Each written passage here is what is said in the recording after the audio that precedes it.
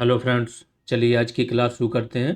आज का हमारा टॉपिक है जलवायु परिवर्तन तथा जलवायु संरक्षण। मैंने शुरुआत में ही बताया था कि सबसे बड़े टॉपिक्स में से एक है ये टॉपिक, और सबसे ज़्यादा जो आपका करंट का डेटा या नई चीज़ें हैं वो इसी टॉपिक में घटित होती हैं। तो आज हम वो सारी चीज़ें देखने जा रहे हैं। पहले हम देख लेते हैं क्या क्या पढ़ेंगे। जलवायु के बारे में जानेंगे, मौसम के बारे में जानेंगे, जलवायु परिवर्तन के बारे में जानेंगे, फिर क्या क्या कारण हैं जलवायु परिवर्तन जिनके कारण होता है। इसके बाद हम देखेंगे इन कारणों को और डिटेल में देखेंगे। फिर ग्रीन हाउस गैसें देखेंगे, क्योंकि जलवायु परिवर्तन का सबसे बड़ा कारण ही है ग्रीन हाउस गैस। तो सारी ग्रीन हाउस गैसेस की लिस्ट देख लेंगे, कौन कौन सी गैसें हैं जो ग्रीन हाउस गैस में आती हैं। फिर देखेंगे ग्रीन हाउस इफेक्ट कैसे होता है, कैसे पृथ्वी को गर्म करते हैं। बहुत एकदम माइनर माइनर पॉइंट बताएंगे आपको कि लघु तरंग विकिरण क्या होता है, दीर्घ तरंग विकिरण क्या होता है, यहाँ से क्वेश्चन आते हैं। फिर देखेंगे हम ग्लोबल वार्मिंग क्या होता है, ब्लैक कार्बन क्या होता है, भूरा कार्बन क्या होता है, भूमंडलीय तापन का प्रभाव क्या होता है ना, कि जब ग्लोबल वार्मिंग होती है तो उससे क्या क्या प्रभाव पड़ता है। फिर जलवायु संरक्षण पर आ जाएंगे कि जब सारी चीज़ें हो गई, जलवायु जान लिया आपने, मौसम जान लिया, जलवायु परिवर्तन जान लिया कैसे हो रहा है, क्यों हो रहा है, फिर कैसे इसका संरक्षण करना है। तो सबसे पहले तो संरक्षण के आप ओवरऑल उपाय देख लोगे, फिर क्या क्या काम हुआ है। कुछ टर्मिनोलॉजी आती है जैसे कार्बन प्रच्छादन, कार्बन सिंक, कार्बन स्रोत, कार्बन फुटप्रिंट, ये भी इनके बारे में जानेंगे किसे बोलते हैं। ठीक है। फिर आ जाएंगे वैश्विक उपायों में। स्टॉकहोम सम्मेलन से शुरू करेंगे 1972, और जितने भी अब तक उपाय हुए हैं, वेटलैंड आयोग, आवर कॉमन फ्यूचर रिपोर्ट हुई है, वियना मॉन्ट्रियल प्रोटोकॉल, रियो सम्मेलन, ठीक है, वो सारी चीज़ें, एसडीजीज कब आए, एमडीजीज कब आए थे, ठीक है। और ये सब देख के फाइनली हम कॉप 26, 7, 8, 9, 26, 27, 28, 29 और 30 वाला होने वाला है, उसके बारे में भी जानेंगे कहाँ होगा ये सब। इसके बाद देखेंगे इंडिया में जलवायु परिवर्तन रोकने के लिए क्या क्या उपाय हो रहे हैं, वो सारी चीज़ें देखेंगे, और फाइनली हमारी क्लास समाप्त हो जाएगी। तो चलिए शुरू करते हैं।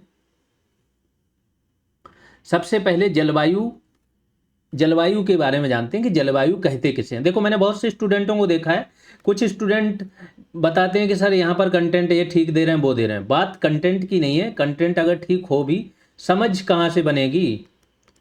कोई पर्सन आपको थ्योरेटिकल परिभाषा बता भी देगा तो थ्योरेटिकल परिभाषा से क्वेश्चन सॉल्व नहीं होते हैं, है ना। एक समझ होनी चाहिए, क्योंकि आजकल जितने भी पेपर हो रहे हैं उसके 10 से 15% क्वेश्चन समझ आधारित आ रहे हैं। ठीक है। तो चलिए आते हैं, सबसे पहले जलवायु के बारे में जानते हैं। जलवायु के बारे में जानने से पहले आपको मौसम जानना पड़ेगा कि मौसम क्या होता है, क्योंकि जो मौसम का ओवरऑल प्रभाव होता है ना दीर्घकालीन, वही जलवायु होती है। तो मौसम क्या होता है, तो किसी क्षेत्र विशेष में अल्प समय के लिए किन किन दशाओं का, तापमान, आर्द्रता, वायुदाब, वर्षा, इन सब चीजों का जो सामूहिक प्रभाव होता है, ठीक है, उसको क्या बोलते हैं, मौसम। फिर से समझ लो, किसी क्षेत्र विशेष में अल्प समय के लिए, अल्प समय हो सकता है एक दिन भी हो सकता है 12 घंटे भी हो, 6 घंटे भी हो। आपने देखा होगा मौसम बदलता रहता है, 6 घंटे क्या 2 घंटे में मौसम बदल जाता है। तो किसी क्षेत्र विशेष में थोड़े से समय के लिए तापमान, वर्षा, आर्द्रता, वायुदाब, वायु वेग, इन सब का जो सामूहिक प्रभाव होता है, इसके प्रभाव को बोलते हैं मौसम। जब आप मौसम जान गए तो अब जलवायु देखो क्या होती है, कि किसी क्षेत्र विशेष में, यहां पर जलवायु में क्षेत्र थोड़ा बड़ा हो जाता है, ठीक है, मौसम से बड़ा हो जाता है।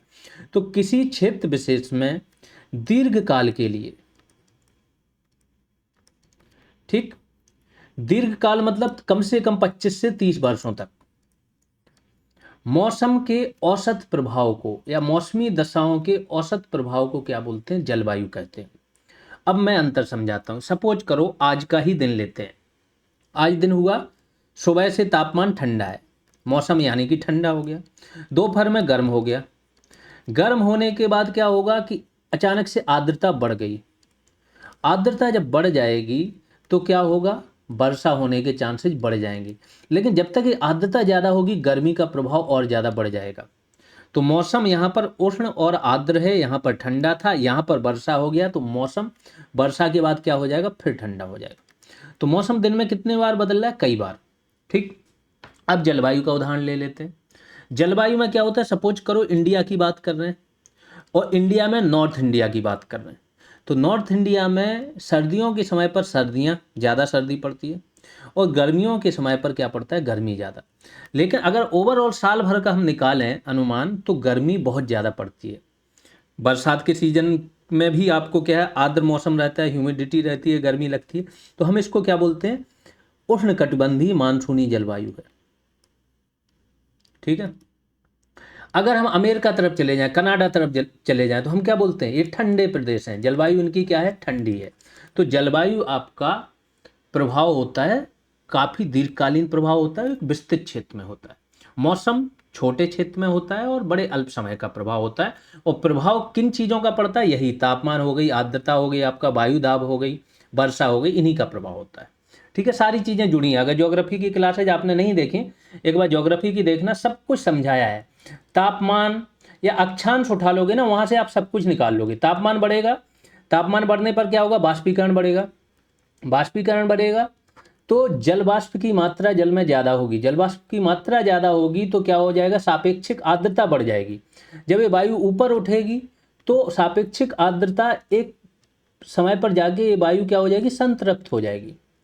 संतृप्त होने के बाद जब आप ये ओसांक बिंदु पर आ जाएगी वायु, तो क्या हो जाएगा, जल वाष्प किस में बदल जाएगा, जल की बूंदों में। और जल की बूंदों में बदला तो बस बरसात हो जाएगी। वर्षा हो गई तो तापमान से क्या आपका जुड़ गया, वर्षा जुड़ गया। तापमान से वायु दाब भी जुड़ता है, तापमान से वायु गर्म हुई, वायु गर्म होगी तो क्या होगा, ऊपर उठती है वायु गर्म होकर, ऊपर उठ गई तो जहां पर ये, जहां से उठी वहां पर वायु दाब कम हो गया, जहां पर गई वहां पर ज्यादा हो गया, है ना। तो ऐसे करके सारी चीजें जुड़ी हुई हैं और ये सब जलवायु के पार्ट हैं। आगे चलते हैं मौसम पर। मौसम मैंने बता ही दिया, अल्प समय के लिए तापमान, वर्षा, वायुदाब, आर्द्रता, इन सब का औसत दैनिक प्रभाव। अब चूंकि जलवायु जान लिए, मौसम जान लिए, तो अब समझ में आ जाएगा जलवायु परिवर्तन क्या है। कि जहाँ की जलवायु ठंडी है अगर कहीं की, अब उसमें परिवर्तन आ रहा है, वहाँ की जलवायु अब ठंडी ना होके क्या हो जा रही, धीमे धीमे गर्म हो रही है, तो इसे बोलते हैं जलवायु परिवर्तन। कि जहाँ पर जो भी जलवायु है, जो भी मौसमी दशाएं हैं, उनमें अगर व्यापक तौर पर परिवर्तन आ रहा है। कोई आपका रेगिस्तान वाला क्षेत्र है, रेगिस्तानी जलवायु हो गई यहाँ पर उष्णकटिबंधीय, अब यहाँ पर बरसात और बाढ़ आने लगे हर साल, तो क्या हो गया, जलवायु में यहाँ की परिवर्तन हो गया। ठीक है। जलवायु परिवर्तन में दो तत्व शामिल होते हैं जिन वजह से जलवायु परिवर्तन होता है। वो कौन कौन सा है, सबसे पहले तो ग्रीन हाउस गैसों के उत्सर्जन से प्रेरित वैश्विक तापन, यानी कि जलवायु परिवर्तन का जो मुख्य कारण ही है वो क्या है, GHGs, ग्रीन हाउस गैसेस। तो ग्रीन हाउस गैसेस से क्या होगा, वैश्विक तापन होगा, और जैसे ही वैश्विक तापन होगा तो ये सारी जलवायु परिवर्तन की घटनाएं घटित होने लगती हैं। तो तापमान में वृद्धि के फलस्वरूप वैश्विक मौसम पैटर्न में बड़े पैमाने पर बदलाव। ठीक। अब जलवायु परिवर्तन के संकेतक क्या होते हैं, कौन सी ऐसी चीजें होती हैं जिससे हमें पता चलेगा कि जलवायु परिवर्तन हो रहा है। ठीक है। एक तो नेचुरल होता है, अगर आप सोचो कि अभी इस टाइम पर बरसात का मौसम चल रहा था इंडिया में, जून से सितंबर के बीच में चलता है, वर्षा ऋतु होती है। ठीक है। अब अगर इस वर्ष में इस बीच में वर्षा हो रही है और हम बोले जलवायु परिवर्तन हो गया, नहीं हो गया, ये तो नेचुरल था, ये तो हमेशा होता था। कब मानेंगे कि जलवायु परिवर्तन हो गया, तो जब यहाँ पर उन स्थानों पर जहाँ पर आपकी वर्षा नहीं होती थी, रेगिस्तान वाले, थार का मरुस्थल, राजस्थान, वहाँ पर लगातार बाढ़ आने लगे, तो फिर हम मानेंगे कि यहाँ पर क्या हो रहा है, जलवायु परिवर्तन हो रहा है। ठीक है। या वर्षा होनी है आपकी जून से सितंबर के मध्य में, दिसंबर में अधिकांश वर्षा हो रही है, तो जलवायु परिवर्तन, जो कि हालांकि हो रहा है, इस बार बहुत ज़्यादा सामान्य से अधिक वर्षा हुई। तो जलवायु परिवर्तन के संकेतक क्या क्या हैं, एक तो वैश्विक तापन में वृद्धि, महासागरों का गर्म होना बहुत इंपॉर्टेंट है। जो आपकी 2/3 CO2 है वो महासागरों में संचित रहती है। अगर महासागर गर्म होते हैं, जो ऑक्सीजन CO2 से ऑक्सीजन में कन्वर्जन होता है, आपको लगता है जो पृथ्वी के पेड़ हैं वो कर रहे हैं, वो तो सिर्फ 25% का कर रहे हैं। 75% तो जो महासागर में शैवाल है ना, नीलहर्ष शैवाल, वो कर रहे हैं, वो ऑक्सीजन में कन्वर्ट कर रहे हैं CO2 को, क्योंकि ये भी प्रकाश संश्लेषण करते हैं शैवाल। ठीक है, महासागरों वाले। तो महासागरों का अगर गर्म होता है, तो महासागर अगर गर्म होते हैं तो इनका क्या हो जाता है, CO2 घुलने की जो इनकी क्षमता होती है वो कम हो जाती है। तो अब ये CO2 जब महासागरों में नहीं घुलेगी तो वायुमंडल में रह जाएगी और नुकसान होगा। ऐसे ही हिम चादर जो है, ग्लेशियर, ग्लेशियर जो हैं वो पिघल रहे हैं। अब ग्लेशियर पिघलेंगे तो समुद्र का जल स्तर बढ़ेगा, एक प्रॉब्लम। अल्बेदो कम होगा, अभी मैं बताऊंगा आगे चल के अल्बेदो क्या होता है। दूसरी प्रॉब्लम, तीसरी प्रॉब्लम, जो हमारा पानी जो शुद्ध वाटर है वो 4% से भी कम है, वो भी समुद्र में मिल जाएगा तो वो भी अशुद्ध हो रहा है। बहुत सारी दिक्कतें, बहुत से द्वीपीय देश हैं वो डूब रहे हैं। समुद्र तल के स्तर में वृद्धि लगातार हो रही है, ठीक है। और चरम मौसमी घटनाओं की आवृत्ति का अधिक होना। अब जब आपको चरम मौसमी घटनाएं एग्जैक्ट पता हो क्या होती हैं, तो वही जब जहाँ पर बाढ़ आए, पानी बरसे तो बाढ़ आ जाए, ऐसा पानी बरसे, सूखा पड़े तो एकदम लगातार सूखा पड़ता रहे, मतलब जो भी मौसमी घटनाएं हों वो अपने चरम पर हों, ठीक है। तो इसे बोलते हैं चरम मौसमी घटनाएं, और इनकी आवृत्ति का अधिक होना। पहले क्या होता था, जैसे अल्नीनो हो गया, अल्नीनो 8 से 10 साल में आता था, उस टाइम पर बाढ़ वगैरह इंडिया साइड आती थी, ठीक। नहीं, अल्नीनो के समय पर बाढ़ नहीं आती थी, अल्नीनो के समय पर सूखा पड़ता था, ठीक। उल्टा हो जाता है पैटर्न। ला लीना एक होता है पैटर्न, ला लीना के समय पर बाढ़ आती थी, ठीक। ये लगातार चलता रहता था, लेकिन इसकी आवृत्ति 8-10 साल में होती थी। अब इसकी आवृत्ति क्या हो गई, 3 से 4 साल में होने लगी है। तो ये फिर कंसर्न का मैटर हो गया। आगे चलते हैं। जलवायु परिवर्तन को प्रभावित करने वाले कारक कौन कौन से हैं। सबसे पहला कारक है सौर विकिरण में परिवर्तन। सूर्य है, सूर्य से जो ऊर्जा आती है वो विकिरण ऊर्जा है, विकिरण के रूप में आती है, रेडिएशन के रूप में, मतलब किसी माध्यम की जरूरत नहीं, वो अपने आप चली आती है पृथ्वी पर। और पृथ्वी पर समस्त ऊर्जा का स्रोत सूर्य ही है। पौधे अपना भोजन बना रहे हैं, मनुष्य कोई भी चीज खा रहा है ना, हर ऊर्जा का स्रोत सूर्य है, ठीक है। अब ये यहाँ पर आ रही है। अब सपोज करो बहुत ज़्यादा ग्रीन हाउस गैसेस यहाँ पर आ गई आपकी, ठीक, प्लस बहुत ज़्यादा पॉल्यूशन हो गया, एरोसॉल वगैरह यहाँ पर बहुत ज़्यादा, तो ये क्या है, विकिरण को यहाँ पर आने ही नहीं देंगे। ग्रीन हाउस गैसेस होंगी, अगर आ गया विकिरण तो इसको एब्जॉर्ब कर लेंगे, आगे चल के अभी समझ में आएगा।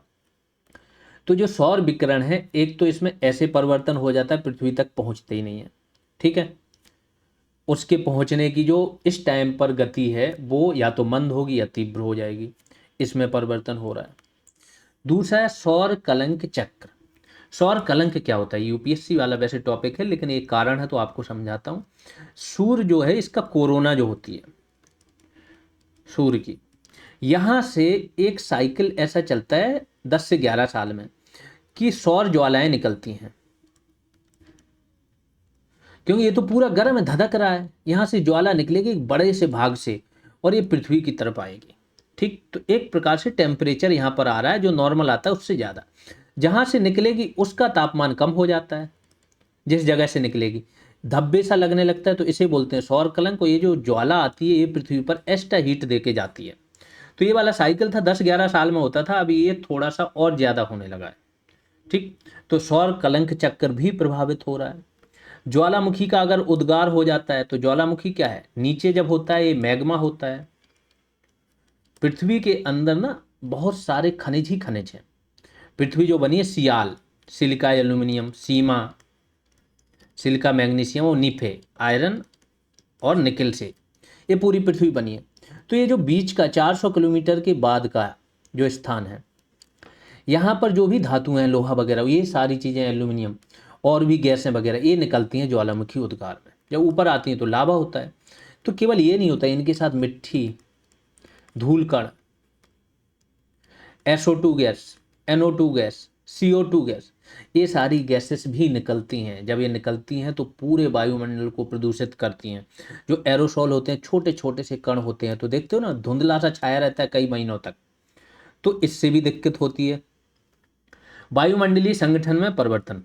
वायुमंडलीय संगठन में क्या परिवर्तन है, सपोज करो CO2 को उठा लेते हैं, अन्य गैसों की मात्रा तो बढ़ ही रही है, तो जो भी ग्रीन हाउस गैसेस हैं इनकी मात्रा बढ़ रही है और बाकी ऑक्सीजन वगैरह की मात्रा कम हो रही है। तो ये संगठन में परिवर्तन हो रहा है। जैसे एक समय पर CO2 की मात्रा 0.3 थी, अब 0.4 के आसपास पहुंचने वाली है, ठीक। महाद्वीपीय विस्थापन, जो महाद्वीप वगैरह है ना, उनका विस्थापन भी हो रहा है। जैसे आपने अगर पढ़ा हो किसी सिविल सर्विसेज के लिए। तो महाद्वीप जो थे, अफ्रीका का जो महाद्वीप है ना और दक्षिण अमेरिका का, पहले एक साथ जुड़े हुए थे, ठीक है। अब ये अलग अलग थोड़ा सा दूर जा रहे हैं, प्लेटें खिसक रही हैं। एक तो ऐसे विस्थापन हो रहा है, और दूसरा विस्थापन कैसे हो रहा है कि पृथ्वी अपनी कक्षा भी एक कई हजार वर्षों में थोड़ा बहुत चेंज करता है, इसकी गति में परिवर्तन आता है। तो ये छोटे छोटे परिवर्तन होते हैं, लेकिन ये सूर्य के प्रकाश कितना आएगा पृथ्वी पर, उसकी स्थिति क्या होगी, उसमें क्या है चेंजेज कर देते हैं। अब मानवीय कारक देख लेते हैं, जिनको आप लोग जान ही रहे होंगे। औद्योगिकीकरण, मशीनरी, हर चीज़ से ग्रीन हाउस गैसें निकल रही हैं। नगरीकरण से संसाधनों का अत्यधिक दोहन हो रहा है, इससे प्रॉब्लम हो रही है। यहाँ तक कि जो खेत की जुताई होती है ना, उससे भी आपकी मीथेन निकलती है, CH4 निकलती है, CO2 निकलती है, ठीक है। ग्रीन हाउस गैसों के उत्सर्जन में वृद्धि हो रही है, वैश्विक तापन हो रहा है और वन उन्मूलन हो रहा है। ये सब जलवायु परिवर्तन के क्या हैं, आपके मानवीय कारक हैं। थोड़ा और डिटेल में जाओ तो ऊर्जा तथा विद्युत उत्पादन के लिए हम किस चीज़ का मैक्सिमम यूज करते हैं। इंडिया में अगर देखो तो आज भी 60% ऊर्जा जो है आपकी, वो थर्मल पावर प्लांट यानी कोयला से उत्पादित हो रहा है। ये भी डेटा कम बता रहा हूँ और ज़्यादा ही है ये, ठीक है। परिवहन के लिए तो डीजल पेट्रोल के अलावा कोई विकल्प ही नहीं है। एथेनॉल वगैरह मिश्रण हो रहा है तो उस पर भी अभी बवाल कट रहा है, ठीक है। इसके बाद कृषि तथा पशुपालन से भी ग्रीन हाउस गैसों का उत्सर्जन होता है। यहाँ से बहुत बार क्वेश्चन आया आपसे, ऐसे पूछा जा सकता है कि कोई ग्रीन हाउस गैस दे दी जैसे CH4 और इसका उत्सर्जन किससे होता है, तो बताएंगे जो पशु होते हैं वो जुगाली करते हैं, उससे भी होता है, ठीक। इसके बाद जो आपके मीथेन, चावल धान के खेत हैं, इससे भी होता है। जो खुले में डंप कर देते हो कचरा, उससे भी मीथेन निकलती है। तो ये मीथेन उत्सर्जन की चीज़ें हैं। नाइट्रोजन, जो भी मलमूत्र होता है पशुओं का, व्यक्तियों का, नाइट्रोजन अवयव होते हैं इसमें। तो ये सारे ग्रीन हाउस गैसेस का उत्सर्जन होता है। इनके स्रोत भी पूछे जा सकते हैं। अभी मैंने आगे चल के स्रोत एक जगह बता दिए हैं सारे, ठीक है। सौर कलंक मैंने बताई है कि 11 वर्ष का चक्र होता है। जब उच्च सौर कलंकों की अवधि होती है तो इस दौरान सूर्य क्या करता है, अधिक ऊर्जा उत्सर्जित करता है, जिससे औसत वैश्विक तापन बढ़ जाता है। वायुमंडलीय गैसों के संगठन में बदलाव आ रहा है, वही CO2, N2O यानी नाइट्रस ऑक्साइड, लाफिंग गैस भी बोलते हैं इसे। मीथेन और जलवाष्प की मात्रा में निरंतर परिवर्तन हो रहा है। ज्वालामुखी उद्गार, महाद्वीपीय विस्थापन, ये सारी चीजें एक्सप्लेन कर चुका हूं। आगे चलते हैं, ग्रीन हाउस गैसों के बारे में जानते हैं। ग्रीन हाउस गैस, पहले ग्रीन हाउस इफेक्ट समझ लो क्या होता है। जब पृथ्वी पर सूर्य का प्रकाश आता है, ठीक है, तो वो लघु तरंग के रूप में आता है। जो तरंगें होती हैं वो लघु तरंगें होती हैं, लघु तरंग विकिरण, ठीक। तो जब ये लघु तरंग विकिरण आती है तो कोई भी गैस हो या पृथ्वी का वायुमंडल हो, वो पारदर्शी हो जाता है लघु तरंगों के लिए, आराम से वो इनको आने देता है। ये आ गई, जब ये आती हैं तो पृथ्वी की सतह को गर्म करेंगे, वो गर्म करके ये फिर से वापस उत्सर्जन होगा इनका, तो फिर से वापस जाएंगे, तो फिर से इनको पूरा का पूरा या जितना होना चाहिए वो वायुमंडल में चला जाना चाहिए शाम के समय, दोपहर बाद, ठीक है। लेकिन ऐसा नहीं होता है, क्योंकि जैसे ही पृथ्वी से ये वापस जाती हैं तो ये दीर्घ तरंगों में बदल जाती हैं, अवरक्त किरणें जिसे बोलते हैं। अब ये जब दीर्घ तरंगें हो जाती हैं तो जो ग्रीन हाउस गैसें हैं वो इनके लिए कांच की तरह कार्य करती हैं, इनको बाहर नहीं जाने देती हैं, खुद अवशोषित कर लेती हैं। तो जब इनको अवशोषित कर लेंगी तो जो तापमान है वो बाहर नहीं जाएगा, यहीं बना रहेगा, जिससे वैश्विक तापन होता है, ठीक है। एक ग्रीन हाउस गैस या ग्रीन हाउस घर इफेक्ट कहाँ से शब्द आया है, ये आया है हमारे जो उच्च अक्षांशों में देश है ना, कनाडा वगैरह हो गए, अमेरिका का ऊपरी हिस्सा, साइबेरिया, यहाँ पर क्या होता है कि यहाँ पर हमेशा सर्दी बनी रहती है, नॉर्वे वगैरह में। अब इन लोगों को वो फसलें उगानी है जो उष्ण कटिबंध भारत वगैरह में होती हैं, तो उतनी गर्मी तो इनके यहाँ है नहीं, कैसे उगाएं। तो ये क्या करते हैं, कांच के घर बना देते थे, ऐसे बना दिया यहाँ पर फसल। तो जब फसल उगाएंगे अंदर तो जो ऊर्जा आएगी वो एक बार अंदर आ गई फिर बाहर नहीं निकल पाएगी, तो बहुत जल्दी हीट पकड़ लेता है, अंदर हीट होती है, ठीक है। बाहर तापमान कम होता है लेकिन अंदर हीट होती है। तो इस तरीके से यहाँ पर क्या हो जाएगा, वही इनको मौसम मिल जाता है जो भारत वगैरह में या उष्णकटिबंधीय क्षेत्रों में, ठीक। और यही सेम इफेक्ट होता है जो ग्रीन हाउस गैसें पैदा करते हैं। गैसों के बारे में जान लेते हैं। कार्बन डाइऑक्साइड सर्वाधिक अगर कोई जिम्मेदार है वैश्विक तापन के लिए तो वो यही गैस होती है। कभी कभी पूछ लेते हैं मुख्य गैस कौन सी है, लोग इसमें कंफ्यूज हो जाते हैं। तो कार्बन डाइऑक्साइड है, ऑलमोस्ट 60% ग्रीन हाउस इफेक्ट यही पैदा करती है। बाकी अगर देखो तो इंटेंसिटी बढ़ जाएगी। कार्बन डाइऑक्साइड से ज़्यादा ग्रीन हाउस करने की या वैश्विक तापन करने की इंटेंसिटी मीथेन की होती है, इससे ज़्यादा इसकी होती है, इससे ज़्यादा इसकी होती है, लेकिन इनकी मात्रा बहुत कम है CO2 के कंपेरिजन में, इसलिए ओवरऑल जो इफेक्ट होता है इसका ज़्यादा होता है। ठीक है। कार्बन डाइऑक्साइड कैसे आती है वायुमंडल में? श्वसन से, उद्योग, परिवहन, वनों की कटाई, कोयला, जीवाश्म दहन, इन सब से CO2 का उत्सर्जन होता है। मीथेन दूसरे नंबर पर है। कृषि में, कृषि कार्य करते हो जो आप, वहाँ से मीथेन निकलती है। पशुधन से निकलती है, जो मैंने बोला जुगाली करने वाले पशु। कोयला खनन से, अवशिष्ट जो है खुले में डंप कर देते हो, लैंडफिल वगैरह, लास्ट क्लास में बहुत डिटेल में बताया था, देखना उसको। ठीक है, इससे निकलती है। तेल तथा गैस उद्योग से निकलती है। अब आ जाते हैं नाइट्रस ऑक्साइड, लाफिंग गैस होती है। ठीक है, इसको सूंघने के बाद व्यक्ति हंसता रहता है। ईंधन दहन से ये निकलती है। उर्वरक, रासायनिक उद्योग में जो भी काम होता है, प्रक्रिया होती है, उससे निकलती है। और जब अपशिष्ट जल का उपचार करते हो तो अपशिष्ट जल में क्या होता है, सोचो। जो अपशिष्ट जल होता है वो कृषि, खेतों में हम क्या करते हैं, NPK यूज करते हैं, यूरिया खाद वगैरह। तो खेतों में पशु मल भी जो यूज करते हैं, गोबर वगैरह जो भी चीज़ें यूज करते हैं ना, उसमें भी आपके नाइट्रोजन के अवयव होते हैं। तो ये सब जब बह के चले जाते हैं तो जल दूषित हो जाता है। या मनुष्य का भी जो मल वगैरह होता है उसमें भी नाइट्रोजनी अवयव होते हैं मलमूत्र में। ठीक, तो ये पानी में, अब इसको हम क्या करेंगे, इस पानी का उपचार करेंगे तो इससे जो नाइट्रोजन के अवयव हैं उन्हें अलग करेंगे, तो इसमें पाए जाते हैं। ठीक है। अब इसमें कंफ्यूज मत होना, ये N2O है। अगर इसकी जगह NO2 हो जाए तो फिर ये आपकी ग्रीन हाउस गैस नहीं है। ठीक है, NO2 नहीं है, N2O है। ओजोन, ओजोन वैसे तो अगर आपके समताप मंडल में रहे ना 15 से 35 किलोमीटर तक, तो ये बहुत लाभदायक है मानव सभ्यता के लिए। लेकिन अगर ये निचले वायुमंडल में आ जाए तो ये बहुत हानिकारक है। स्मॉग भी इसी से ही बनता है, स्मॉग बनने का एक अवयव ओजोन होता है। जलवाष्प खुद में एक ग्रीन हाउस गैस है। जो जलवाष्प होती है वायुमंडल में बहुत बड़ी मात्रा में होती है और ये भी क्या करती है, अवशोषित कर लेती है, जो पृथ्वी से जाके विकिरण वापस जाता है। फिर क्लोरोफ्लोरोकार्बन, लास्ट क्लास में बताया था, CFC, HCFC, ये खुद में ग्रीन हाउस गैसेस भी हैं। और HCFC और CFC तो आपके क्या हैं साथ में, ओजोन डिप्लीटिंग सब्सटेंस भी थे, मतलब ओजोन परत को भी नुकसान पहुंचाते हैं। फिर आपका carbon tetrachloride, hydrofluorocarbon, sulphur hexafluoride और नाइट्रोजन ट्राईफ्लोराइड, जितने भी क्लोरीन और फ्लोरीन वाले सब्सटेंस हैं, ये क्या प्रशीतन उद्योग में या बाकी सब में यूज होते हैं। फ्लोरीन युक्त गैसें उद्योगों में यूज होती हैं, प्रशीतक के रूप में यूज होती हैं, बिजली के जो उपकरण बनते हैं उनमें यूज होते हैं, बिजली वितरण में इनका उत्सर्जन होता है, पारेषण, ट्रांसमिशन जो होती हैं लाइनें बड़ी बड़ी, उसमें भी आपका फ्लोरीन युक्त गैसें यूज होती हैं। ग्रीन हाउस प्रभाव मैंने बता ही दिया है ना, ये अलग से आपका नहीं है चैप्टर, लेकिन ग्रीन हाउस जो इफेक्ट है वही तो वैश्विक तापन के लिए जिम्मेदार है, जो वैश्विक तापन है वही जिम्मेदार है आपका क्लाइमेट चेंज के लिए। तो ये पढ़ना समझना बहुत जरूरी है। तो जो ग्रीन हाउस गैस है, सपोज करो ये कांच का घर है, अंदर तो आने देती है लेकिन बाहर नहीं जाने देती। क्यों, अंतर क्या आ जाता है, अंदर आते समय ये लघु तरंग होती हैं जो सूर्य से डायरेक्ट आती हैं, लेकिन जब ये रिटर्न होके जाती हैं तो ये दीर्घ तरंगें बन जाती हैं, इसलिए इनको वापस नहीं निकलने देते। ठीक है, यही सारी चीज़ें यहाँ समझाई गई हैं।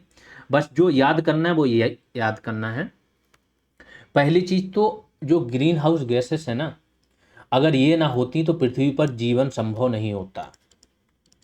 जो हिम युग था उस टाइम पर पृथ्वी का तापमान बहुत कम था, पूरी बर्फ जमी हुई थी। एक समय पर तो 190 डिग्री सेल्सियस, जैसे अभी चंद्रमा के दक्षिणी ध्रुव पर नहीं है, -190 डिग्री सेल्सियस ये तापमान था। ऐसे धीमे धीमे तापमान बढ़ा, तो बढ़ने का रीजन ही क्या था आपका, CO2 गैस। जो CO2 गैसेस हैं इनके कारण यहाँ पर क्या है, CO2 हो गया या अन्य गैसेस, ग्रीन हाउस गैसेस, इनके कारण यहाँ पर तापमान बढ़ा। अगर ग्रीन हाउस गैसेस नहीं होती तो आज भी पृथ्वी का तापमान -18 डिग्री सेल्सियस होता। और ये क्वेश्चन आपका UP PCS में कई बार पूछा गया। ठीक है, और अभी अगर औसत तापमान की बात करो तो 15 डिग्री सेल्सियस की बात होती है, अब तो बढ़ गया ना, 1.1 डिग्री सेल्सियस से ज़्यादा बढ़ चुका है औसत तापमान। ये तो इंडस्ट्रियल, जो पूर्व इंडस्ट्रियल समय था ना, उस समय का तापमान। अब जो दो इंपॉर्टेंट पॉइंट हैं वो ये हैं, जब सूर्य तरंगें पृथ्वी पर आती हैं तो लघु तरंग विकिरण के रूप में आती हैं। और अगर इनको बोलें तो अल्ट्रावायलेट विकिरण होता है, या फिर ये प्रकाश, दृश्य प्रकाश जिसे बोलते हैं ना, दृश्य प्रकाश विकिरण होता है। और जब ये पृथ्वी से टकरा के वापस जाती हैं तो ये दीर्घ तरंग विकिरण कहलाता है, जिसे अवरक्त प्रकाश भी बोलते हैं। अगर साइंस में पढ़ा होगा आप लोगों ने तो अवरक्त प्रकाश के बारे में क्या होता है, रोगियों की सिकाई, इंफ्रारेड बोलते हैं इनको। तो इंफ्रारेड कैमरा भी होते हैं, रात में भी दिखाई देता है इंफ्रारेड से, ठीक है। दूसरा, रोगियों की सिकाई में भी ये इंफ्रारेड तरंगों का यूज होता है। आगे चलते, भूमंडलीय तापन, हरित गृह गैसों के कारण पृथ्वी के औसत तापमान में वृद्धि को क्या बोलते हैं, वैश्विक तापन बोलते हैं, ग्लोबल वार्मिंग। सौर विकिरण क्या होता है, पराबैंगनी तथा दृश्य प्रकाश के लघु तरंग विकिरण के रूप में प्रवेश करता है, ये मैंने बता ही दिया आप लोगों को। अब दो शब्द हैं आपके, एक ब्लैक कार्बन, दूसरा है भूरा कार्बन। आपने देखा होगा ना, जो धुआं निकलता है वही तो ब्लैक कार्बन है। धुआं जब निकलता है तो ये भारी मात्रा में जब निकलता है, तो आपने कहीं छत वगैरह पर देखा होगा, जब कहीं पर गांव तरफ जाओ ना, खाना वगैरह लगातार बनता होगा, तो वहां पर क्या होता है, छत काली हो जाती है ना। तो इसी वजह से होती है, इसे कालिक बोलते हैं। और ये जब भारी मात्रा में होता है तो ग्लेशियर वगैरह को ढक लेता है, ग्लेशियर पेड़ों को, हर चीज को ढक लेता है। ढक लेता है तो काले रंग की दो खासियत होती हैं। एक तो खासियत ये प्रकाश को क्या होता है, अवशोषित कर लेता है। प्रकाश को ये खुद में अवशोषित करता है, परावर्तित तो करते ही नहीं है। तो क्या होगा, गर्म, अपने आप गर्म होगा फिर। नहीं तो सपोज करो कोई बर्फ है, बर्फ का अल्बेदो वो होता है, किसी चीज पर प्रकाश पड़ा और उसे वो परावर्तित कर दे। परावर्तित कर देगा तो क्या होगा, तापमान बढ़ेगा ही नहीं। तो बर्फ का अल्बेदो बहुत अधिक होता है। अल्बेदो से क्या होता है, चीजें परावर्तित करने की तीव्रता नापी जाती है। तो जितना प्रकाश बर्फ पर पड़ता है उसे ये परावर्तित कर देती है। लेकिन सपोज करो बर्फ है यहाँ पर और उसके ऊपर एक कालिक जम गई है, अब प्रकाश पड़ेगा तो वो क्या, परावर्तित ना होकर अवशोषित हो जाएगा, तो बर्फ ज्यादा पिघलेगी। और यही ब्लैक कार्बन होता है जो काला होता है। सूक्ष्म काले ठोस कणों का मिश्रण होता है। पर्टिकुलेट मैटर, पीएम आपने देखा होगा, पीएम 2.5 का नाम सुना होगा, पीएम 10 का नाम सुना होगा। ये क्या है, आपके पर्टिकुलेट मैटर्स हैं, बहुत छोटे छोटे कण होते हैं, समझे। और जो आपके शरीर को नुकसान पहुंचाते हैं, जो वायुमंडल में घूम रहे होते हैं, ठीक है। इसी का एक अवयव है ये ब्लैक कार्बन। ये सूर्य प्रकाश को अवशोषित कर लेते हैं, बर्फ से चिपककर बर्फ के अल्बेदो को कम करते हैं। अल्बेदो मैंने बता ही दिया कि जो प्रकाश को परावर्तित करने की शक्ति होती है उसे बोलते हैं अल्बेदो, ठीक। और ये कैसे उत्पन्न होते हैं, तो अपूर्ण दहन, जब डीजल इंजन में डीजल का दहन पूरी तरीके से ना हो, स्टोव जो जलाते थे उससे, लकड़ी जलाएं, वनों में आग लग जाए, बायोमास के दहन से ये उत्पन्न होता है। एक दूसरा टर्म है भूरा कार्बन। ये क्या है, कार्बनिक जो पदार्थ होते हैं इनके दहन से उत्पन्न होता है। आपने देखा होगा भूरे रंग का धुआं होता है, तो ये भूरा कार्बन। अब भूमंडलीय तापन का प्रभाव देख लेते हैं। भूमंडलीय तापन की वजह से जो सबसे बड़ी प्रॉब्लम समुद्र में आती है वो होती है CO2 ठंडे जल में आसानी से क्या करती है, घुल जाती है, और गर्म जल में नहीं घुल पाती है। जब ये ठंडे जल में आसानी से घुल जाएगी तो बाहर वायुमंडल में CO2 कम होगी, महासागरों में ज़्यादा घुली हुई रहेगी, तो बाहर दिक्कत नहीं होगी। लेकिन जब वैश्विक तापन से जल का तापमान बढ़ गया तो CO2 नहीं घुल पाएगी, बाहर ही रह जाएगी।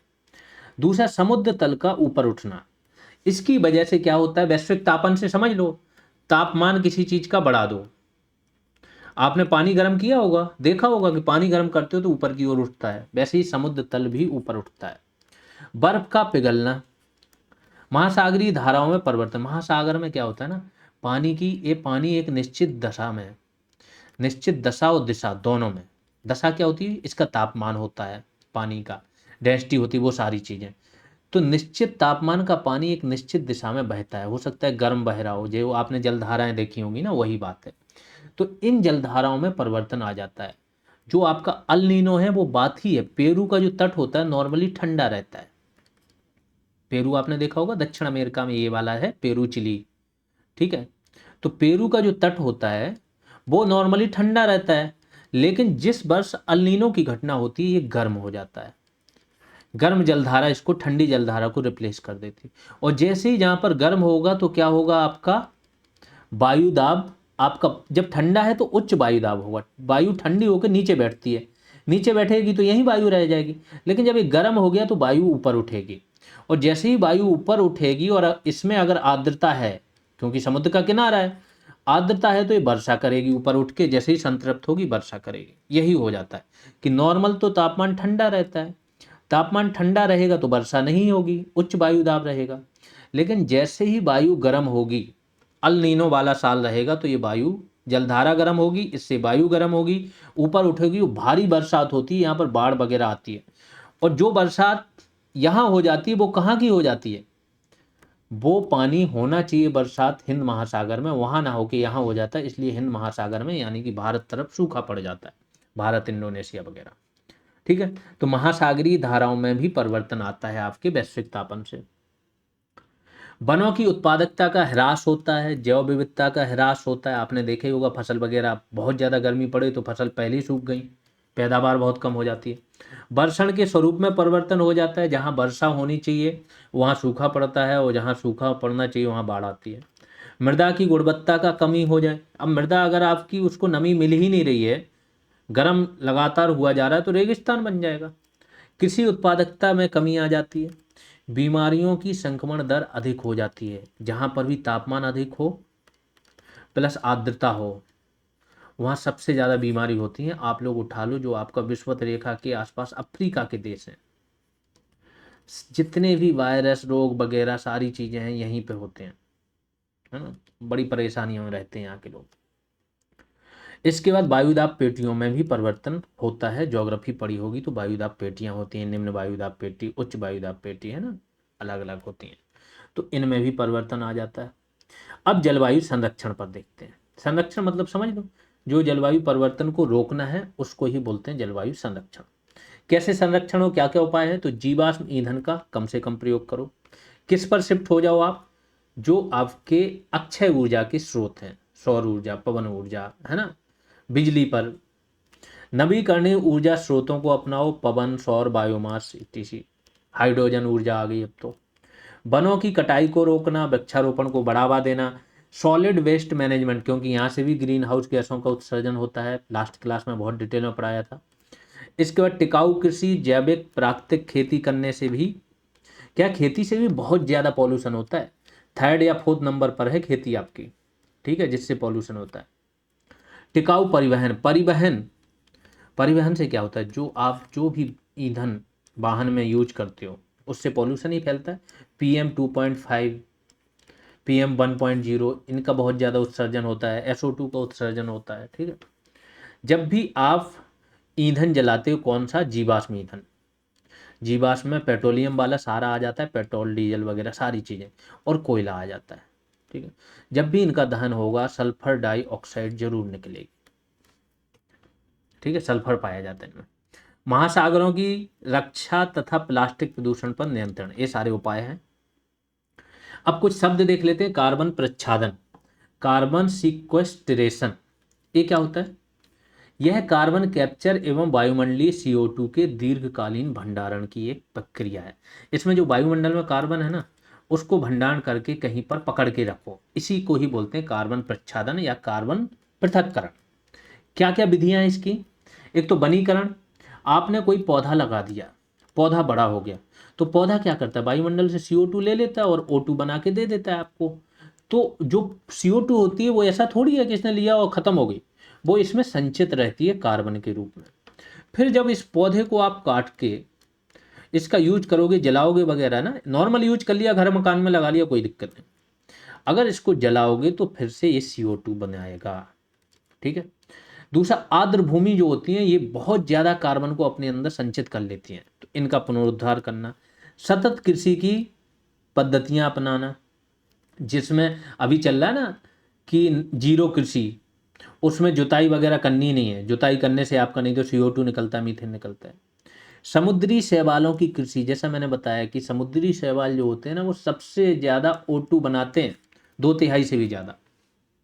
इसके बाद CO2 का भूमिगत अंतःक्षेपण, क्या है ना कि भूमि में जो खदानें हैं आपकी, कोयला वगैरह की खदानें, अब यहाँ से आपने क्या किया, पूरा निकाल लिया, कोयला निकाल लिया, कुछ बचा नहीं, यहाँ पर CO2 भर के इसको बंद कर दो, तो क्या हो गया, इसको बोलते हैं CO2 का भूमिगत अंतःक्षेपण, और खदानों में और चीज़ों में। ठीक है, कार्बन सिंक करके एक शब्द आता है। सिंक क्या होता है कि वही सभी प्रक्रियाएं, माध्यम या उत्पाद जो भी हो, अगर उनसे जितना कार्बन छोड़ा जा रहा है, उसको अपना जो भी प्रक्रिया करने में, उत्पाद बनाने में, ठीक है, जो भी कार्बन वातावरण में रिलीज हो रहा है, उससे ज्यादा अगर वो क्या कर रहे हैं, अवशोषित कर रहे हैं, तो इसे बोलते हैं कार्बन सिंक। जैसे वृक्ष होते हैं, वृक्ष कार्बन कम छोड़ते हैं, खुद सांस लेते हैं तो कार्बन डाइऑक्साइड वृक्ष भी छोड़ते हैं, लेकिन उससे ज्यादा CO2 को O2 में बदल देते हैं जब ये क्या करते हैं, आपका प्रकाश संश्लेषण करते हैं। फिर कार्बन स्रोत, कार्बन सिंक का डायरेक्ट उल्टा है। इसमें क्या होता है कि जितना कार्बन उत्सर्जन होता है उससे कम वो क्या करते हैं, अवशोषित करते हैं। यानी कि जितना कार्बन अवशोषित करते हैं उससे ज्यादा क्या होना चाहिए, छोड़ते हैं वो, जैसे ज्वालामुखी उद्गार वगैरह। एक और आता है कार्बन फुटप्रिंट। फुटप्रिंट होता है जैसे आप हो ना, आपका खुद का कार्बन फुटप्रिंट होगा। आप दिन भर में जितनी भी आपकी जो भी प्रक्रियाएं हैं, उससे जितनी भी ग्रीन हाउस गैसों का उत्सर्जन होगा, सपोज करो आप एसी चला रहे हो, तो ग्रीन हाउस गैसों का उत्सर्जन कर रहे हो एसी चला के, बिजली का यूज करके, वाहन चला के, तो हर व्यक्ति का, हर संस्था का, हर प्रक्रिया का एक कार्बन फुटप्रिंट होता है। तो किसी व्यक्ति, उत्पाद, संगठन या गतिविधि द्वारा वायुमंडल में उत्सर्जित होने वाली कुल ग्रीन हाउस गैसों की मात्रा जो प्रति टन CO2 में मापा जाता है, इसे ही क्या बोलते हैं, कार्बन फुटप्रिंट। इसे प्रति टन CO2 के समतुल्य भी बोला जाता है। आगे चलते हैं, अब देख लेते हैं जलवायु परिवर्तन रोकने के लिए वैश्विक प्रयास क्या हुए दुनिया भर में। क्या है ना, दुनिया पहले सीरियस नहीं थी। उन्हें लग रहा था इतनी बड़ी पृथ्वी, इतना बड़ा ब्रह्मांड, कुछ भी करते रहो कोई फर्क थोड़ी पड़ता है, सब एब्जॉर्ब कर लेगी। लेकिन जब इसके बुरे रूप दिखने लगे, जो एयर है उसकी क्वालिटी खराब होने लगी, लोग बीमार होने लगे, तो दुनिया के जो विकसित देश हैं वो थोड़े सीरियस हुए। उन्हें लगा ये सीरियस प्रॉब्लम है।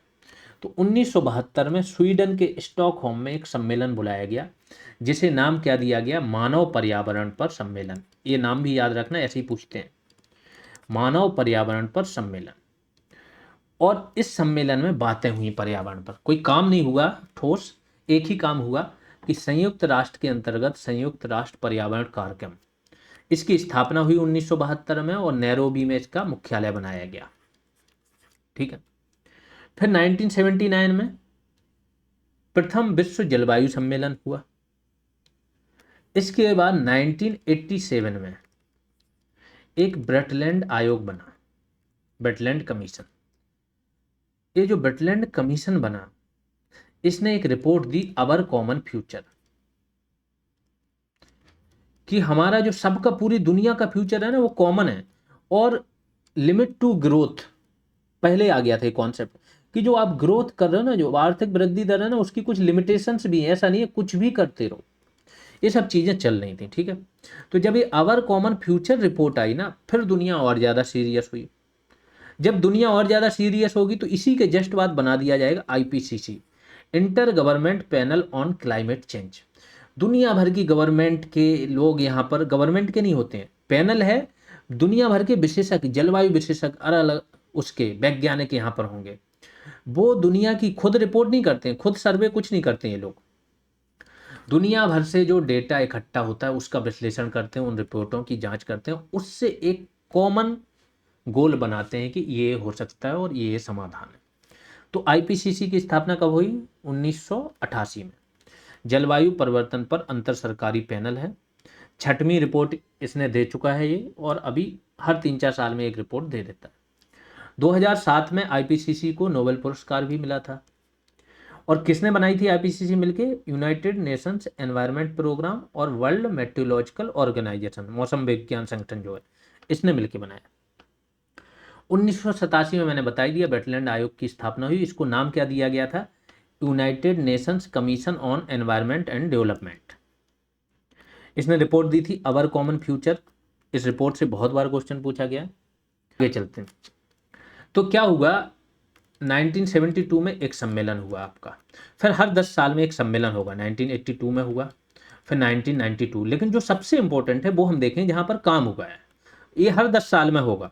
1992 में होगा, इसके बाद आपका 2002 में होगा, फिर 2012 में होगा, है ना, ऐसे 10 साल में चलता आ रहा। 2012 के बाद हालांकि 2015 पेरिस क्लाइमेट डील, ये इंपॉर्टेंट हो जाएगा फिर।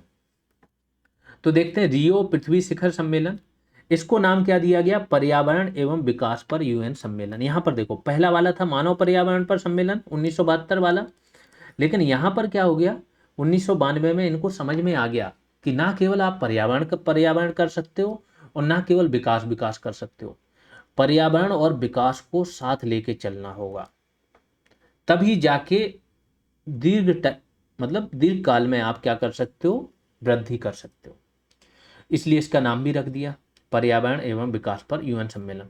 और यहीं से आप लोग देखोगे ग्रीन जीडीपी टर्म आया था कि जीडीपी में से वो नुकसान हटा दो जो पर्यावरण को हुआ है, उसकी वैल्यू हटा दो तो ग्रीन जीडीपी आ जाती। इसके परिणाम क्या क्या हुए, सबसे इंपॉर्टेंट सम्मेलन है, 3 संस्थाएं बनाई जाएंगी, United Nations framework convention on climate change UNFCCC, United Nations convention to combat desertification UNCCD, और UNCBD कन्वेंशन ऑन बायोडाइवर्सिटी। 3 बड़ी संस्थाएं बनी हैं, तीनों की हर साल एक मीटिंग होती है जिसे बोला जाता है कॉन्फ्रेंस ऑफ पार्टीज, कॉप, ठीक है। इसी पर एक और संस्था की स्थापना होती है ग्लोबल एनवायरनमेंट फैसिलिटी GEF की। ये इतना बड़ा फंड है, इनके पास $100 बिलियन से ज़्यादा पैसे हैं, समझ लो दुनिया के 40-50 देशों से ज़्यादा पैसे तो इनके पास रखे हुए हैं GEF। और इसको मैनेज कौन करता है, वर्ल्ड बैंक, है ना। तो फंड बनाया गया था यहाँ पर, और बहुत सारी चीज़ें हुई थी। UNCCD की स्थापना हुई, UNCBD की, UNFCCC की, एजेंडा 21 घोषित हुआ, और जहाँ पर सम्मेलन होता है उसके नाम पर एक घोषणा पत्र घोषित हुआ, रियो घोषणा पत्र। फिर यहीं से, इसके पहले से ही एक्चुअली बात होने लगी थी, लेकिन यहाँ पर क्या हुआ, आपका चर्चा हुई कि आगे कुछ लक्ष्य होने चाहिए। तो 2000 में ये लक्ष्य घोषित हुए जिन्हें नाम दिया गया मिलेनियम डेवलपमेंट गोल्स, सहस्त्राब्दी विकास लक्ष्य। अगर इनको भी देखोगे ना तो जो आपके सस्टेनेबल डेवलपमेंट गोल्स हैं उन्हीं से ही मैच खाते हुए हैं, ठीक है। इनका हुआ, और यूनाइटेड नेशंस जनरल असेंबली ने इनको 2000 में घोषित किया और 2015 तक ये चले। 2015 में SDGs घोषित हो गए तो फिर ये रिप्लेस हो गए। सतत विकास लक्ष्य 2015 में इनको स्वीकृत कर लिया गया था। अगर बोलें कि सतत विकास लक्ष्य किस सम्मेलन में आए, तो 2012 का जो सम्मेलन था उसमें ये इन पर चर्चा हुई, इनकी रूपरेखा हुई, लेकिन फाइनल मंजूरी 2015 में मिली। पेरिस जलवायु समझौता हुआ, COP21 था, ये UNFCCC का COP था 2015 में, और 2015 से 30 तक अगले 15 वर्षों में इनको लागू करना था। 17 लक्ष्य थे, आप लोगों को याद होने चाहिए लक्ष्य, 2-4 मैं अभी बता देता हूँ। पहला है निर्धनता, दूसरा है भुखमरी, तीसरा स्वास्थ्य, चौथा शिक्षा, पांचवा आपका लैंगिक असमानता, है ना। ऐसे करके आगे चले जाओ आप तो स्वच्छ जल और स्वच्छता आ जाएगी। ऐसे करके 17 आपके हैं। उसमें आपको क्या करना है, थोड़ा जंक्शन बना सकते हो, 5वें नंबर पर जंक्शन बना लो, 10वें नंबर पर दोनों असमानता है, यहाँ लैंगिक असमानता है, यहाँ पर आपकी क्षेत्रीय और आय की असमानता हो जाएगी 10वें नंबर पर। और फिर बीच बीच के याद कर लो। और 169 इसके उप लक्ष्य मान लो या प्रयोजन थे।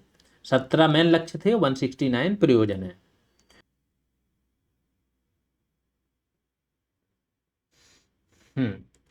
अब मैंने बताया कि 1992 इसमें क्या हुआ, किस चीज की स्थापना हो गई, UNFCCC, United Nations framework convention on climate change, इसकी स्थापना हुई 1992 के रियो सम्मेलन में।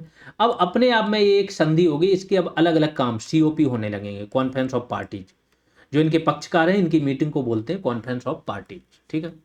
तो इनका लक्ष्य क्या था, ग्रीन हाउस गैसों के उत्सर्जन को कम करके ग्लोबल वार्मिंग तथा जलवायु परिवर्तन से निपटना। 1992 में हस्ताक्षर हुए और 1994 से लागू हुआ। अब इसका पहला कॉन्फ्रेंस ऑफ पार्टीज होगा UNFCCC का, क्योंकि क्लाइमेट चेंज पर अगर सबसे बड़ी संधि है तो वो यही है, UNFCCC। तो इसका COP1 होगा जिसे बोलते हैं क्योटो प्रोटोकॉल।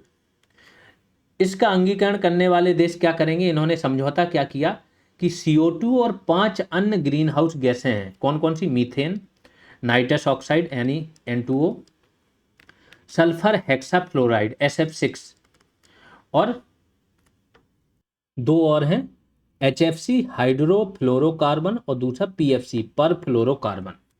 इनके उत्सर्जन को कम करने के लिए प्रतिबद्ध हो गए ये सारे देश।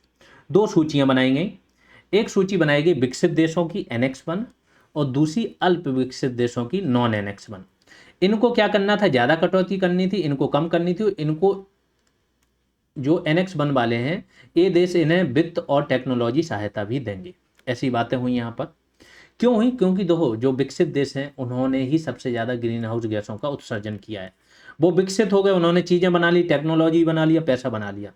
अब आप अल्प विकसित देशों को, जिन्होंने अभी शुरुआत की है, टेक्नोलॉजी भी नहीं आई, उन्हें बोलोगे आप ये काम मत करो, कोयला मत जलाओ, तो कैसे हो सकता है ना। यहीं से एक mechanism I, clean development mechanism. ये क्या है, ये इतना समझो कि जो भी विकसित देश हैं उन पर एक आपने प्रतिबंध लगा दिया कि इससे ज़्यादा CO2 का या ग्रीन हाउस गैसों का आप उत्सर्जन नहीं कर सकते हो। अगर आपको इससे ज़्यादा करना है तो आपको क्या करना पड़ेगा कि जो विकासशील देश हैं उनमें कोई ऐसी परियोजना लगानी है जिससे जो ग्रीन हाउस गैस हैं उनकी कटौती हो। तो जितनी यहाँ पर आपके उस परियोजना से कटौती होगी, यहाँ पर आप क्या कर सकते हो, उतना उत्सर्जन ज़्यादा कर सकते हो। जैसे जापान ने यहाँ पर दिल्ली में मेट्रो, जापान ने इसलिए तो लगाई है कि मेट्रो से बहुत सारी ग्रीन हाउस गैसेस का बड़ी मात्रा में कटौती हुई है। अब उतना जापान ज़्यादा उत्सर्जन जापान में कर सकता है। ठीक है, तो UNFCCC कॉप में 198 पक्षकार देश हैं इसके। COP21 पेरिस क्लाइमेट डील है, उसके बारे में जान लेते हैं, इंपॉर्टेंट है। पेरिस समझौते को 196 देशों ने आम सहमति से स्वीकार किया था। हालांकि ट्रंप अभी इससे बाहर हो गया है, पिछली बार भी आया था तो बाहर हो गया था। ठीक है, सभी देश मिलकर पृथ्वी के औसत तापमान को, जो पूर्व औद्योगिकीकरण है, पूर्व औद्योगिकीकरण वाला काल कौन सा है, 1750, यानी कि 1800 से पहले का काल। क्योंकि उद्योग नहीं लगे थे, फैक्ट्रियां नहीं लगी थी, तो ग्रीन हाउस गैसेस नहीं थी, उत्सर्जन नहीं हो रहा था, तो तापमान, औसत तापमान कम था।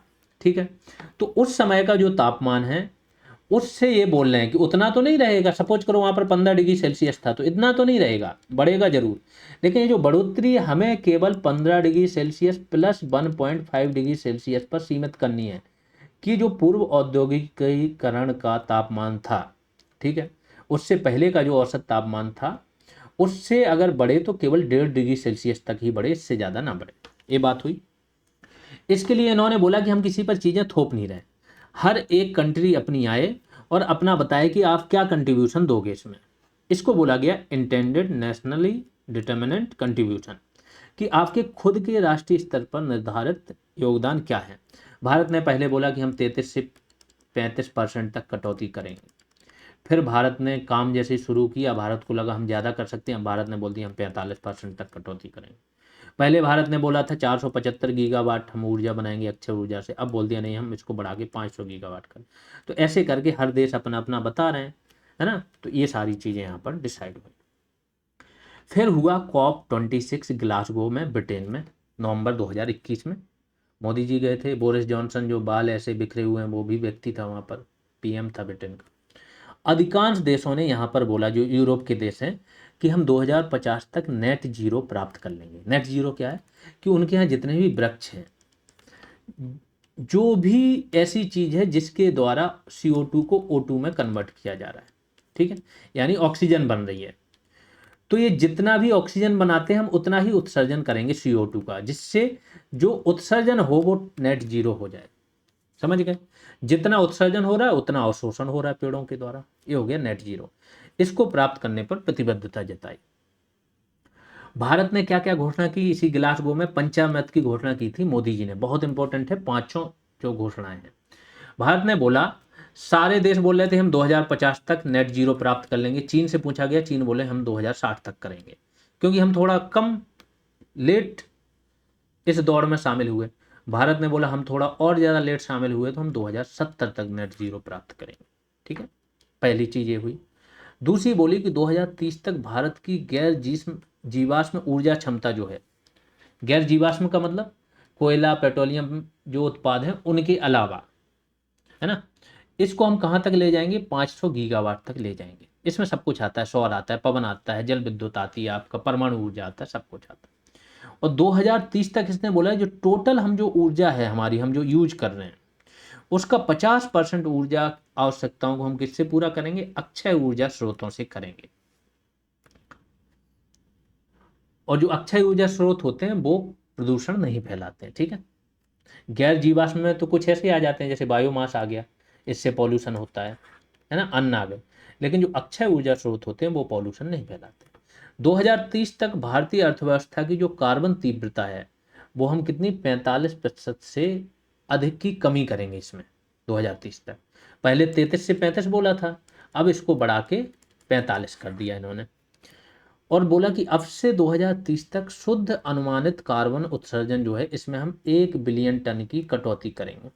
ये भी बोला था हम 2.5 से 3 करोड़ वृक्ष भी लगाएंगे, बहुत सारी चीजें बोली थी, ठीक है।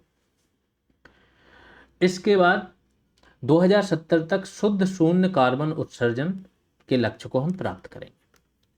फिर हुआ UNFCCC का COP27, 7 से 18 नवंबर 2022 तक हुआ। कहाँ हुआ? शर्म अल शेख मिस्र में। बस इतना ही जानना है इसके बारे में, यहाँ कोई काम नहीं हुआ। फिर UNFCCC COP28 हुआ दुबई में, UAE में, दिसंबर 2023 में। और यहाँ पर क्या हुआ? वैश्विक स्टैटेक जो काम हुआ वो क्या हुआ? एक वैश्विक वैश्विक स्टैटेक बनाया गया। स्टैटेक क्या होता है कि एक प्रकार से डॉक्यूमेंटेशन किया गया, है ना। किस चीज का किया गया? कि जो पेरिस डील में जो हमने लक्ष्य रखे थे सारे देशों ने, उस पर कितना काम हुआ। तो दुनिया के प्रयासों का मूल्यांकन हुआ कि जो पेरिस क्लाइमेट डील के लक्ष्य हैं उनको प्राप्त करने की दिशा में कितना काम हुआ। और एक हानि तथा क्षति कोष भी बनाया गया। फिर UNFCCC COP29 का जो सम्मेलन हुआ वो हुआ बाकू, अजरबैजान। हमारा दुश्मन मुल्क है, ऑपरेशन सिंदूर में इसने पाकिस्तान का साथ दिया था, ठीक है। तो यहाँ पर हुआ जलवायु वित्त पर नया सामूहिक प्रमाणित लक्ष्य रखा गया, ठीक है। और इसमें क्या बोला कि जो विकसित देश हैं वो सालाना $300 बिलियन का फंड देंगे। किस चीज के लिए? विकासशील देशों की हेल्प हो पाए, जिससे कि जलवायु अनुकूल वो ऊर्जा के स्रोत अपना पाए, टेक्नोलॉजी ला पाए। इसके बाद कार्बन बाजार हेतु तंत्र को अंतिम रूप दिया गया इसमें बाकू में। और बाकू जलवायु एकता समझौता भी हुआ। फिर COP30 होने वाला है, अभी नहीं हुआ, 10 से 21 नवंबर 2025 को होगा ये। और कहाँ होगा? बेलेम, ब्राजील में होगा। आगे चलते हैं। जलवायु परिवर्तन रोकने के लिए भारत ने क्या प्रयास किए? पहली ही क्लास में हमने बताया था कि राष्ट्रीय जलवायु परिवर्तन कार्य योजना भारत लेके आया था 2008 में। अगर देखो तो जो पर्यावरण मंत्रालय है उसका भी नाम बदल के पर्यावरण एवं जलवायु परिवर्तन मंत्रालय रखा गया।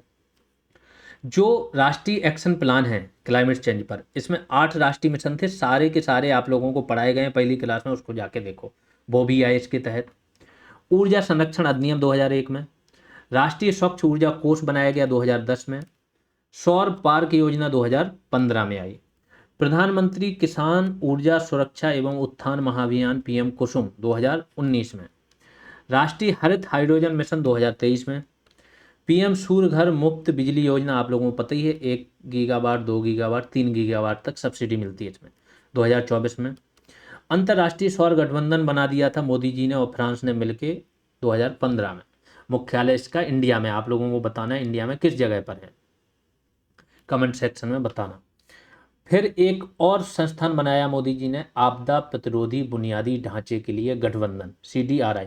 क्योंकि जो सबसे ज्यादा आपदा प्रवण देश है ना भारत, उनमें से एक है। पाकिस्तान सबसे ज्यादा आपदा प्रवण है, ठीक है, जहां पर क्लाइमेट चेंज का ज्यादा इम्पैक्ट पड़ेगा। फिर एक मोदी जी ने एक नया नारा दे दिया था, COP में ही दिया था, life style for environment, Dubai में दिया था 2022 में, कि एनवायरनमेंट के हिसाब से लाइफ स्टाइल होनी चाहिए। हमारे देश के लोगों की तो है, प्रकृति पूजा करते हैं हम, पेड़ की पूजा करते हैं, खाना हमारा वेजिटेरियन होता है। हालांकि अभी हाल ही में WWF, world wide fund for nature, इसने बोला है कि दुनिया की थालियों की तुलना की है तो भारत की जो थाली है ना सबसे ज़्यादा क्लाइमेट फ्रेंडली है, वेजिटेरियन थाली है, जिसमें दाल वगैरह बाकी सारी चीज़ें सांभर सब्जियां थी, ठीक है। तो यहाँ पर आपकी आज की क्लास समाप्त होती है।